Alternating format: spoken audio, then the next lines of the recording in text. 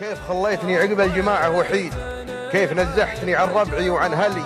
أول الوقت بتحرص وحذري شديد، خابر الحيلة المحتال ما تنطلي مرهين بالفوايد، واحسب اني عنيد من كبر طمعتي بسلبك وتصير إلي، لين حطيت لي فخ حباله حديد، ثم لبستها بالملبس المخمل يجيد كلي.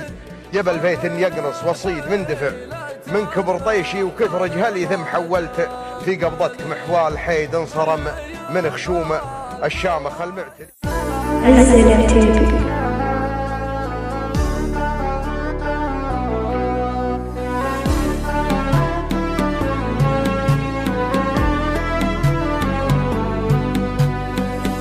يا القطوع المواصل يا القريب البعيد، من هو اللي مصرح لك تسلط علي؟ انشدك وانتظر منك الجواب الاكيد، قبل التحطيم وتدمير مستقبلي.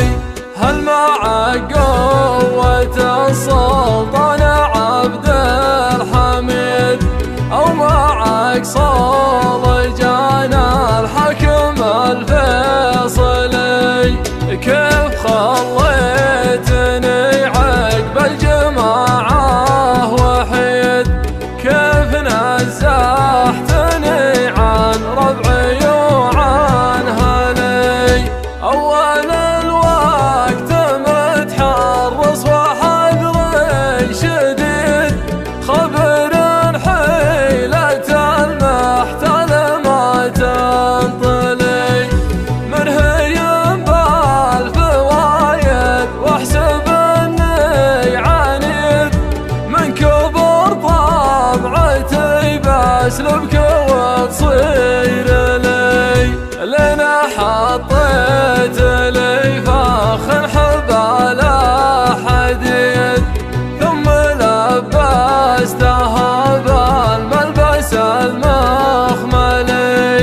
جيتك اللي يا بالفيت اني يقنص وصيد، من دفع من كبر طيشي وكثر جهلي، ثم حولت في قبضتك محوال حد انصرم من خشوم الشامخ المعتلي، واثلث شرعك الاحرار مثل العبيد، وليتك جوردك تاتر ومحق ولي، من حوانيت باب جبت سحر جديد، ما درى عنه بغدادي ولا موصلي، شعوذات من أعصابي لحبل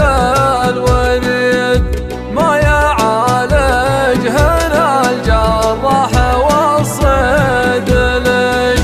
أمشي بلا فكر واهم واصرف قصيد، فقد الوعي عقب الحدث المفصلي، مرجع العقل إلا بعد جهد جهيد، من يعين دواي ومن يفك عملي، واصبح عنادي المزعوم قطع الجليد، وسطة النور نار تطبخ وتغلي، في يدي قيد مفعلك وفرج لقيد، يختلف قيدي الثاني عن الأولي، لا قدرت أتلذذ بالهوى واستفيد، ولا قدرت أتخلص واضرب الجندلي، لا قدرت أتلذذ بالهوى